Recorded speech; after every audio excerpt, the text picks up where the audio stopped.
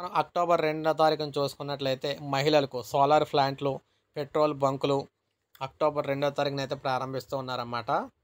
So మీరు ఇక్కడ చూడొచ్చు రాష్ట్రంలోని మహిళల స్వయం సహాయక సంఘాలకు సంబంధించి కేటాయించిన సోలార్ ప్లాంట్లు, పెట్రోల్ బంకులను వచ్చే అక్టోబర్ 2 నాటికి ప్రారంభించేందుకు ఏర్పాట్లు చేయాలని చెప్పేసి పంచాయతీరాజ్ శాఖ మంత్రి గారు సీతక్క అయితే తెలియజేశారు.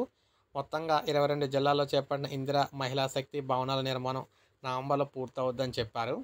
మనకు చూసుకున్నట్లయితే ఇందిరా మహిళా శక్తి ప్రతిష్టాత్మక పథకం అని 1,00,00,000 మంది మహిళలను కోటీశ్వరులను చేసే లక్ష్యంతో కలెక్టర్లు పనిచేయాలని పంచాయతీరాజ్ ఇంజనీరింగ్ విభాగం అధికారులతో సమన్వయం చేసుకుని ఇందిరా మహిళా శక్తి భవనాలు అయితే పూర్తి చేయాలన్నారు. ప్రభుత్వ పాఠశాల విద్యార్థులకు యూనిఫామ్లు మహిళల సంఘాలచే కుట్టిస్తున్నాం. బడులు తెరిచే రోజున విద్యార్థులందరికీ వాటిని పంపిణీ చేస్తాం. అంగన్వాడీ కేంద్రాలు ఈ నెల 11న తెరుచుకొని ఉన్నాయి. అప్పటికి కలెక్టర్ అందరూ కూడా వాటిని పరిశీలించాలి. కొత్తగా వెయ్యి అంగన్వాడీ భవనాలు నిర్మించబోతున్నాం. వాటికి స్థలాలను సేకరించాలి. అర్హులైన మహిళలంతా కూడా ఎస్హెచ్జీలో ఉండేలా చర్యలు తీసుకోవాలి.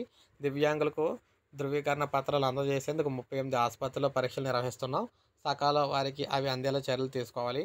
బాల భరోసా అంటే మనకి భరోసా పేరుతో కొత్త స్కీమ్ అయితే తీసుకొస్తున్నాం. 5 ఏళ్లలోపు చిన్నారులకు అన్ని రకాల వైద్య పరీక్షలు చేస్తాం. ఏవైనా శస్త్రచికిత్సలు అవసరమైతే ఉచితంగా చేస్తాం అని చెప్పారు. సో ఈ విధంగా మహిళలకు సంబంధించి ఇచ్చే ఏవైతే మహిళలకు సంవత్సరం పెట్టించే బిజినెస్లు అయితే ఉన్నాయి కదా, సోలార్ ప్లాంట్లు, అదేవిధంగా పెట్రోల్ బంకులు ఇవన్నీ కూడా అక్టోబర్ 2కి అయితే ప్రారంభిస్తారంట. సో ఇది అప్డేట్. ఒక లైక్ చేయండి, సబ్స్క్రైబ్ చేసుకోండి, మన ఛానల్ సబ్స్క్రైబ్ చేసుకొని